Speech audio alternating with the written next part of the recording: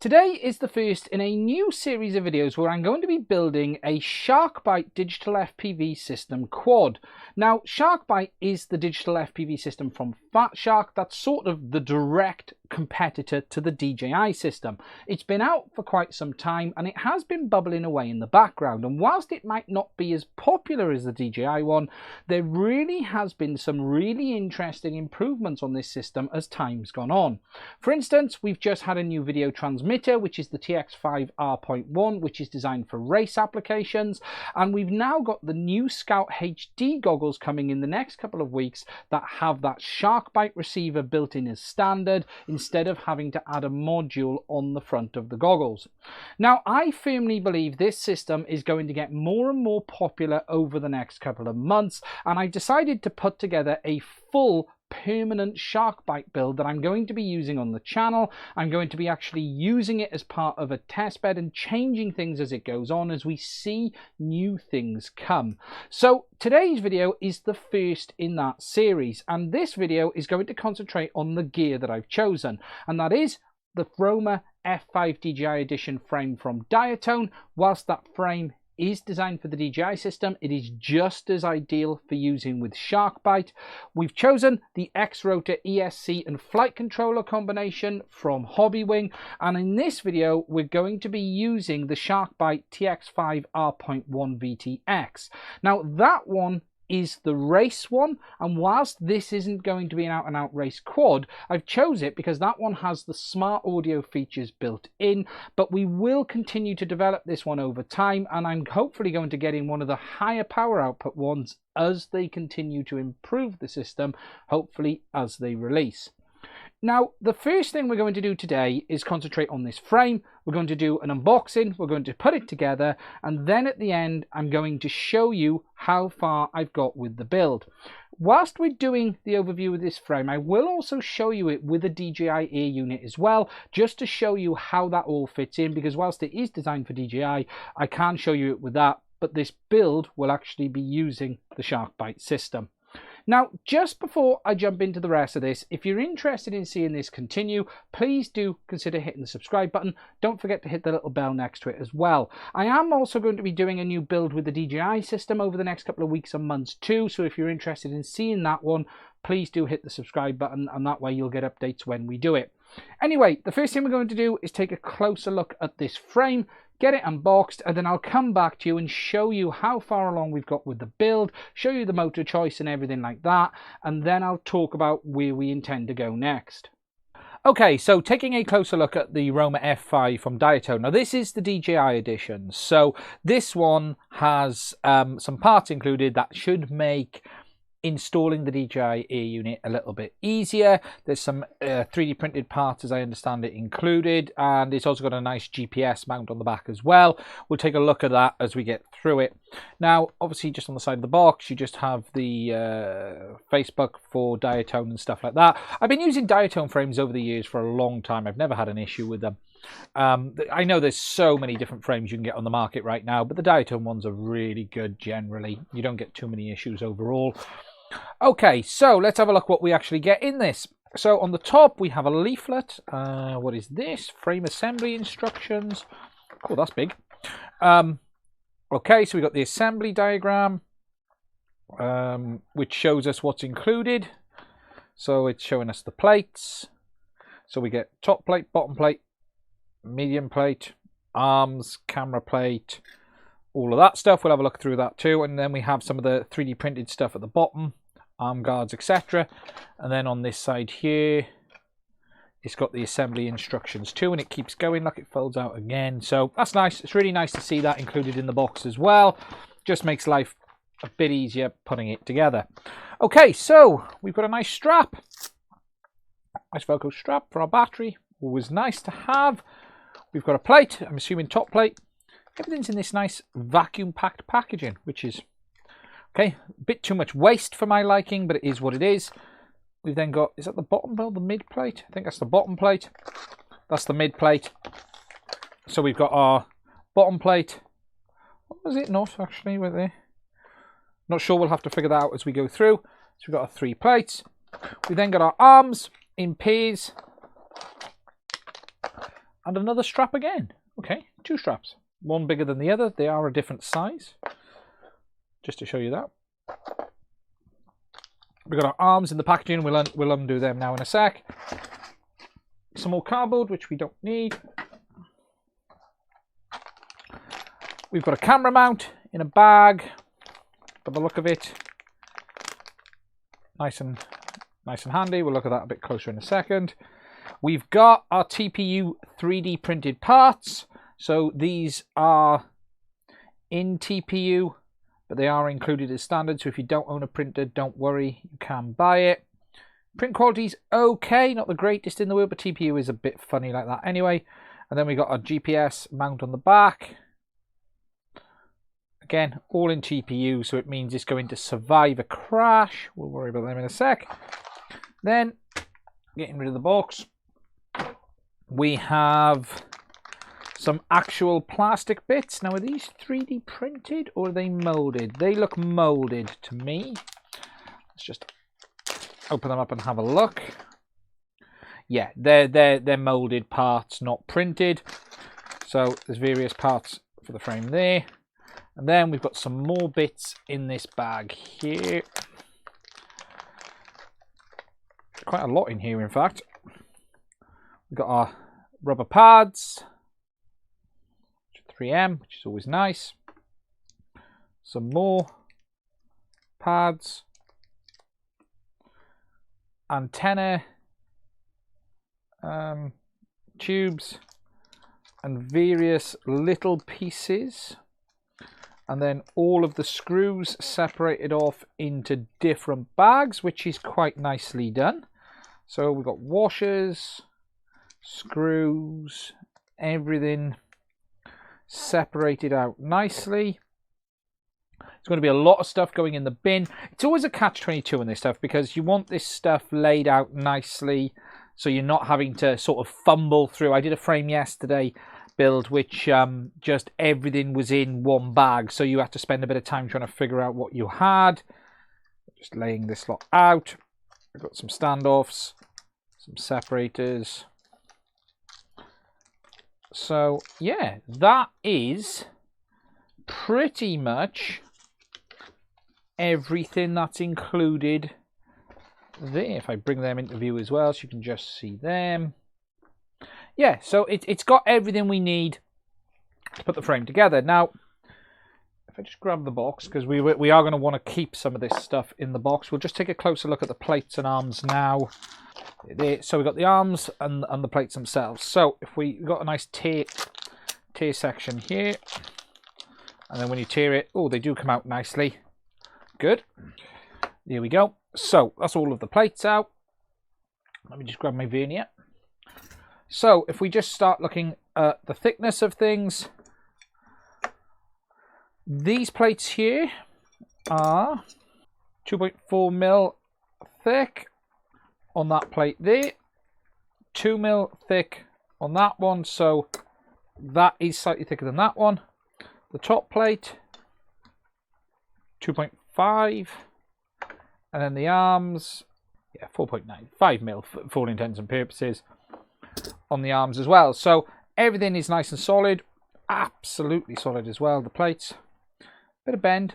Now the cutting on this looks very nice. Obviously you've got the Diatone logo carved in. All looking good. Next task is to get this thing built up.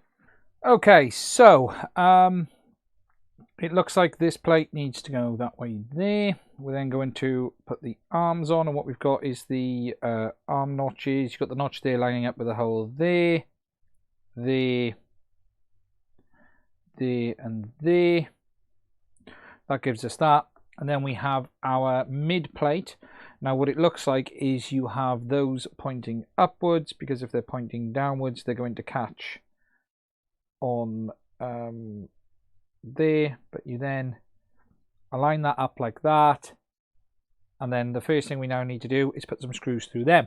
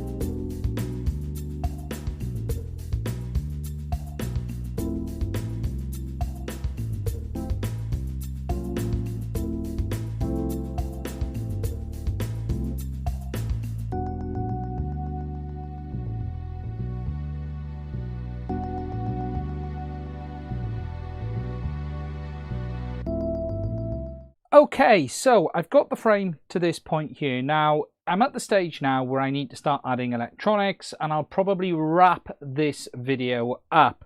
Now, just to give you some thoughts, having put it together now, the frame comes set up as standard for 30 by 30 mounting points. Now I've gone for 20 by 20 with everything I've got, both the ESC that I'm using, as well as that autopilot is a 20 by 20 mounting as well. So I had to move the screws into the middle. Now they don't include screw bosses on the center 20 by 20 mounts as standard, but there were these bosses in the pack, and I'm assuming it is for them. Well, that's where they've gone anyway. They haven't bitten into the carbon quite as far as the other ones, but they are down nice and tight. And then that way it'll allow me to mount my ESC. If I just show you that, there's no rubber mountings on this at the moment, but that will allow us to get our ESC and then our autopilot on top with the stack. Now, obviously, I'm going to do this one forward because we're going to leave some space here for the DJI Air unit. I think there's actually plenty of space. We'll check it now, actually, as we're talking about this. But we'll probably go forward on that one. Now, just before we do that, just some of the points I'll mention. Now, the front camera mounts can be done for a 19 by 19 or 20 by 20, depending on which way around you put these pieces of plastic in. If you flip them the opposite side, so put that one to that side, that one to that side, it gives you a 20 by 20 spacing, or this way round should give us a 19 by 19. Well, that's at least as I interpreted the instructions. Let's just have a look. It's a bit less. I think we'll get a 19 by 19 in there. It'll be tight, but it will go in.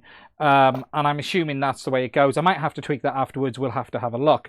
Now, the overall putting together of the frame is fairly straightforward. You just got to follow through the instructions. It does walk you through it. And you end up starting with the outer 4 screws, which are those two. You then move to the inner 4, which is that one there, which is that one, that one, that one, that one, which goes onto the standoffs. You then obviously choose your screws depending on your mounting pattern. You then fit your standoffs. You've then got 2 standoffs on the back that go on with the TPU pieces, which we've got here for the Air unit, as well as the GPS at the back, because I am going to be using GPS with this one. But yeah, the overall build to this point is fairly straightforward. Now, if I just grab an Air unit just to show you, we've got a DJI official Air unit here, but that fits into there just like that. The top plate does have some nice cutouts for the DJI antennas. You can see that there and there, which is good. I haven't really worked out where the wiring is going to go yet. I'm assuming that'll go underneath, probably. There's a gap, if there is. And then that just needs to bolt down in place either side there, but I haven't done that yet. We'll have a look at that in a second. The cable on this one is a little bit short, but it will go. So if we look now on the ESC, just shift that out the way. If we look at our 20 by 20, there is space to go that way, but it is going to be a little bit tighter if we do go that way by the time we put our power cables on, as well as our capacitor. So I will most likely be mounting it that way, because there's an area here which doesn't have a lot other than a few cables coming through. And they do include some of these nice little bits as well, which is this, which is a cable holder for the power. So I've put that at the front, so that will come up over the top. So just jumping forward and to show you how far along I've got. Now, this isn't a step-by-step guide, so I've already done some things like mounted the motors, the flight stacks in place, and we've got the board mounted at the back. And what I'm going to do now is just talk you through some of the steps. So jumping into the flight stack, you can see that we've got it mounted. We've got all of the ESC motor wires all soldered on nicely on each side. We've got the flight controller on top with the included harness, jumping between the two, nice and ready to go. Now up here, we've got the plug-in harness, which is designed to be used with the DJI system. However, that's where we've got the SharkBite system plugged in. It's exactly the same. It's got power, which is positive and negative, and then we've got our UART connections for TX and RS for our OSD. Then we've got one extra wire here, which is our SA wire, which is connected on TX5, and again, that's going to the SharkBite board at the back. Now, sliding it all forward, you can see we've got the TX5 R.1 fitted. This, as I've said in my other video, and if you haven't seen that, I have done a video giving you an overview of that. I will put a card up in the top so you can see that right now, but you can see that it's a 20 by 20 mounting. We've got our connection for the antenna located down here, which is UFL. We've got our MIPI connector up here, and then we've got our nice, easy to plug in harness connection for our power and our UARTs. This connector here is our update port, and we use that for updating the firmware, and we'll take a look at that in the next video because I do need to update the firmware on this unit.